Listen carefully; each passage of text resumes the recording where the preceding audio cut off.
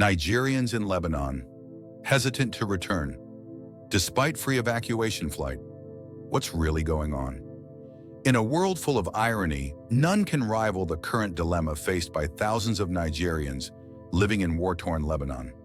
Despite bombs dropping and tensions rising in the Israel-Hezbollah conflict, many Nigerians are surprisingly reluctant to return home. And no, it's not because they enjoy dodging airstrikes. Let's start with some cold, hard facts.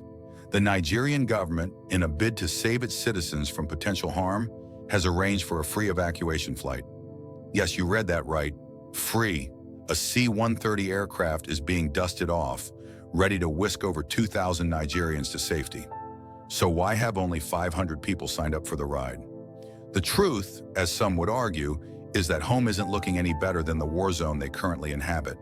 For many of these Nigerians, the thought of returning to a country where life is a daily struggle feels like swapping one battle for another. As one observer bluntly put it, why rush home to a country where the only explosions you hear are from gas cylinders that can't even keep the lights on? The Japa reality is for everyone, including the president and his family, who will not spend their holidays and treatment abroad. A significant number of Nigerians in Lebanon made their escape through the infamous Japa route, leaving Nigeria to seek greener pastures abroad. Now the irony of the situation hits hard. Fleeing from economic hardship and insecurity in Nigeria, they find themselves caught between a war in Lebanon and an uncertain life back home. Many Nigerians in Lebanon are sending money to families back in Nigeria, keeping them afloat in an economy that has many in despair.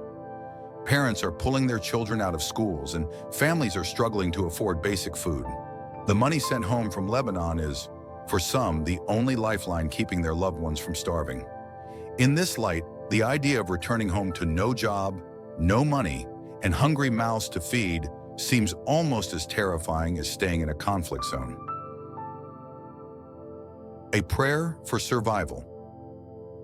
It's not uncommon to hear of Nigerians turning to prayers in times of difficulty, and this is no different.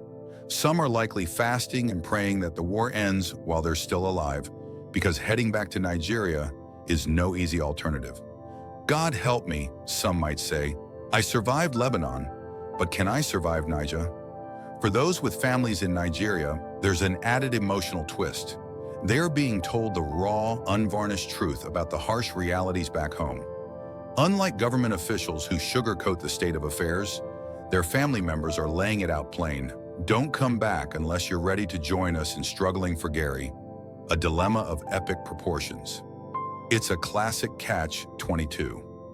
On one hand, staying in Lebanon means braving war and uncertainty. On the other hand, returning to Nigeria is like jumping into a frying pan. As one Nigerian worker in Lebanon lamented, "I left home to escape the chaos, but now both places are a mess. Do I stay and face Hezbollah or go home and face hunger?" In some cases, returning might mean being haunted by the debts incurred during their escape. Many borrowed heavily to flee to Lebanon, banking on the opportunity to send money back home. To return now with no prospects and nothing to show for their journey is a fate worse than enduring the conflict itself.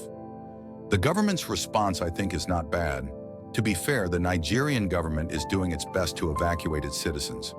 Ambassador Eche Abu Obey from the Ministry of Foreign Affairs said, "We're doing everything we can to ensure their safety, but some are simply unwilling to leave."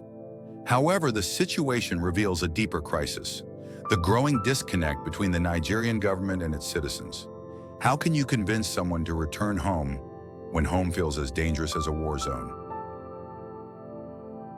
An unspoken truth we all must know. Maybe, just maybe, some of these Nigerians are holding on to a sliver of hope that the conflict in Lebanon will simmer down, allowing them to continue supporting their families back home. Because let's face it, if the war ends and they've left for Nigeria, there might be no returning to the small, hard-won progress they've made. The intrigue continues. At this point, you might wonder, what will happen next? Will Nigerians in Lebanon risk it all and take the free flight home? Or will they stay put, hoping for peace to break out, while dodging the chaos around them? The intrigue of this situation leaves us asking, what would we do in their shoes?